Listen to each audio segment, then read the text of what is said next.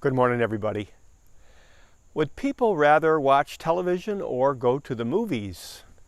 Well, that question really interested Hollywood in the 1950s as more and more people got televisions.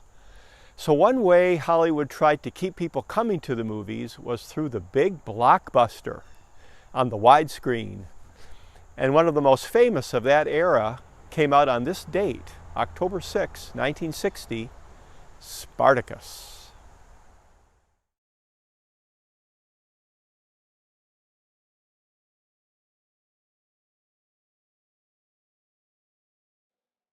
The Lumiere brothers were French. They had worked with film and cameras and photography for some decades before they produced this movie in 1895 about a train coming into a station. It was 50 seconds long and arguably the first movie.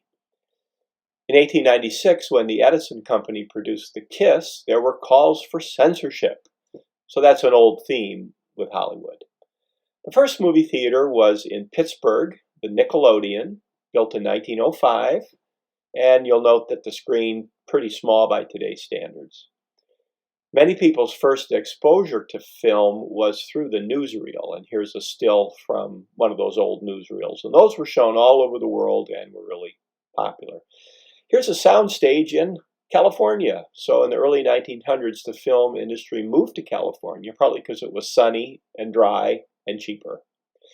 The silent movie era was from 1914 to 1927, give or take.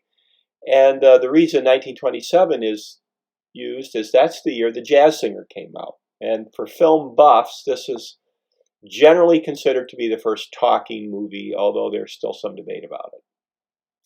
The 1930s, Hollywood has the glitz and the glamour of the star system, the studios churning out these movies, and one of the greats, of course, from that time period, Gone with the Wind in 1939.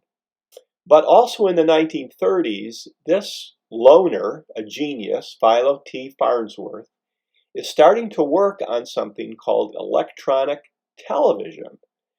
And it's quite a story about Philo, and I'd look into it if you're interested.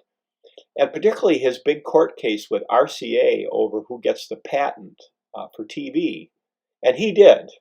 But he's unknown to most people. He was on To Tell the Truth once, and nobody knew who he was.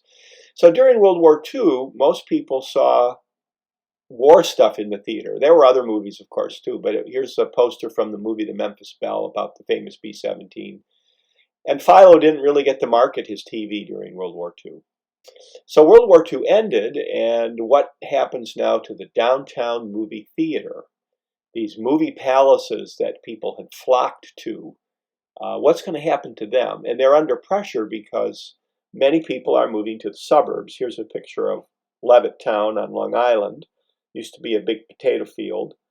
So as people move from the downtown cities, the core parts of the cities, what happens to these downtown theaters?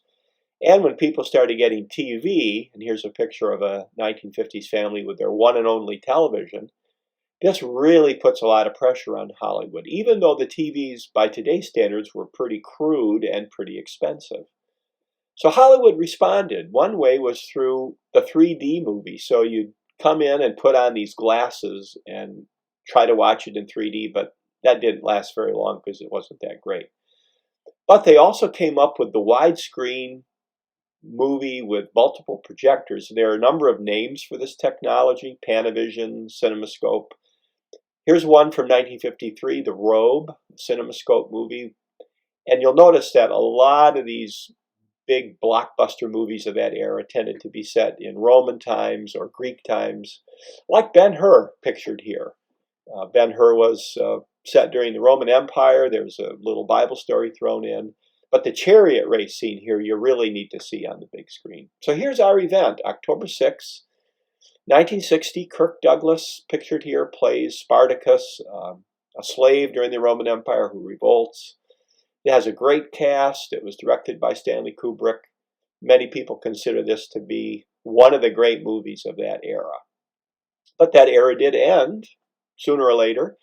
And as we look at these old pictures of people packed into the theaters from a long time ago, we recall the power of film and how much we all love a really good movie.